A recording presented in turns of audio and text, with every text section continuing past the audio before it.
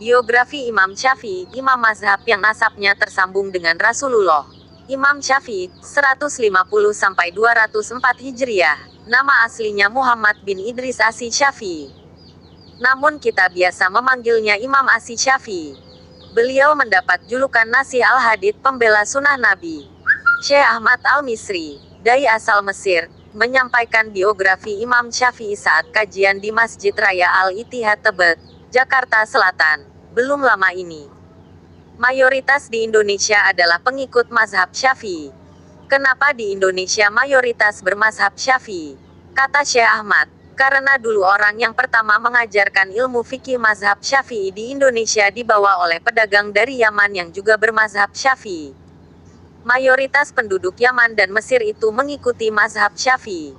Karena itu kita perlu mengetahui siapa urunya, murid-muridnya, karena tak kenal maka tak sayang, kata dai yang kini bermukim di Srengseng, Jakarta Barat itu.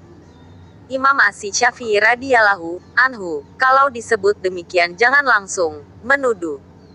Kalau disebut radhiyallahu anhu artinya dua. Yang pertama artinya bisa Allah telah meridai para sahabat. Kalau untuk para ulama bentuknya doa semoga Allah Ta'ala meridai. Nasab Imam Syafi'i, nama beliau Muhammad bin Idris bin Al-Abbas bin Utsman bin Syafi'i, bin As-Said bin Ubaid bin Abdi Yazid bin Hashim bin Al-Muthalib bin Abdul Manaf bin Kucai bin Kilab bin Murrah bin Ka'ab bin Lu'ai bin Galib bin Fir bin Malik bin An-Nadir bin Kinanah bin Huzaimah bin Mudrikah bin Ilyas bin Mudar bin Nizar bin Ma'ad bin Atbab. Nasabnya bertemu dengan kakeknya Rasulullah Shallallahu alaihi wasallam yakni Abdul Manaf.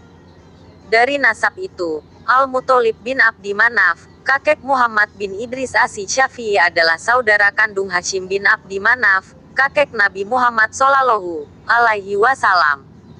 Kemudian juga saudara kandung Abdul Muthalib bin Hashim, kakek Nabi Muhammad SAW bernama Sifah dinikahi oleh Ubaid bin Abdi Yazid, sehingga melahirkan anak bernama As-Saib, ayahnya Syafi'. Kepada Syafi' bin As-Saib radhiyallahu anhuma inilah bayi yatim tersebut dinisbahkan nasabnya sehingga terkenal dengan nama Muhammad bin Idris Asy Syafi'i Al-Muttalibi. Dengan demikian nasab yatim ini sangat dekat dengan Nabi Muhammad Shallallahu alaihi wasallam. Bahkan karena Hashim bin Abdi Manaf, yang kemudian melahirkan Bani Hashim, adalah saudara kandung dengan Muthalib bin Abdi Manaf yang melahirkan Bani Muthalib. Beliau orang Arab dari Quraisy dan itu tidak dimiliki oleh imam lain baik itu Imam Malik bin Anas, Imam Abu Hanifah, maupun Imam Ahmad bin Hanbal. Maka nasabnya bertemu dengan nasabnya Rasulullah Shallallahu alaihi wasallam melalui kakeknya. Ayah Imam Syafi'i bernama Idris bin Abbas. Ibunda Imam Asy Syafi'i bernama Fatimah binti Abdillah Al-Azdiyah. Beliau lahir di siang hari terakhir bulan Rajab 150 Hijriah. Itu tahun wafatnya ulama pendiri mazhab Hanafi, Imam Abu Hanifah. Kebanyakan ahli sejarah berpendapat bahwa Imam Syafi'i lahir di Gaza, Palestina. Namun di antara pendapat ini terdapat pula yang menyatakan bahwa dia lahir di Askalan, sebuah kota yang berjarak sekitar 3 farsak dari Gaza. Ada ulama yang mengatakan, malam hari wafatnya Imam Abu Hanifah adalah hari lahirnya Imam Syafi'i. Tempat lahir Imam Asy Syafi'i ada 4 pendapat. 1. Gaza. 2. Askalan. 3. Yaman. 4. Mina. Setelah Imam Asy Syafi'i lahir di Gaza, tidak lama kemudian dibawa ke Askalan. Kemudian dibawa ke Makkah. Imam Syafi'i permulaannya sama dengan ulama lain yaitu menghafal Al-Quran.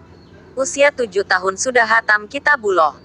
Kalau di zaman sekarang bukan penghafal Al-Quran tapi disebut ulama.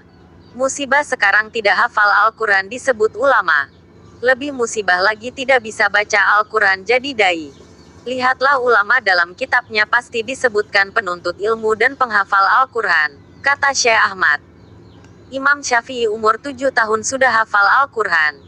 Beliau belajar bahasa Arab umur 9 atau 10 tahun. Beliau mempelajari ilmu fikih kepada ulama-ulama di zaman beliau. Kemudian belajar kepada Imam Malik bin Anas, lalu belajar kepada murid Imam Abu Hanifah, dan belajar di Yaman.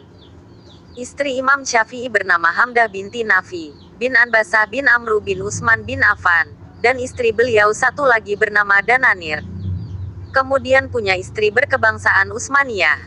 Beliau dikaruniai 2 anak laki-laki dan 2 anak perempuan, yaitu Abu Utsman Muhammad bin Idris Asy-Syafi'i, Abu Al-Hasan bin Muhammad bin Idris Asy-Syafi'i.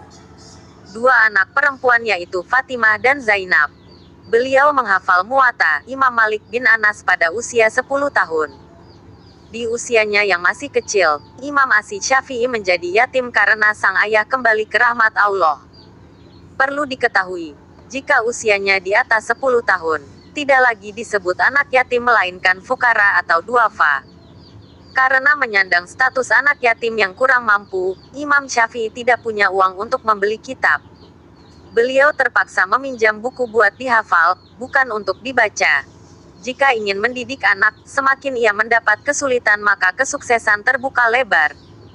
Jika dikasih kelonggaran maka akan sulit berhasil. Makanya setiap anak punya metode berbeda-beda. Yang penting harus sungguh-sungguh saat belajar. Imam Syafi'i meminjam kitab Muwatta, karya Imam Malik, yang isinya 2000 hadis lebih. Masya Allah, dalam 9 malam beliau hafal. Kata Imam Syafi'i, saya sengaja pinjam kitab Muwatta dari orang di Makkah, dan saya menghafalnya dalam 9 malam di luar kepala. Sampai disebutkan Imam Syafi'i kalau belajar, halaman sebelahnya ditutup karena kalau tidak ditutup, langsung hafal. Imam Syafi'i meskipun hidup miskin, beliau tetap didukung ibunya.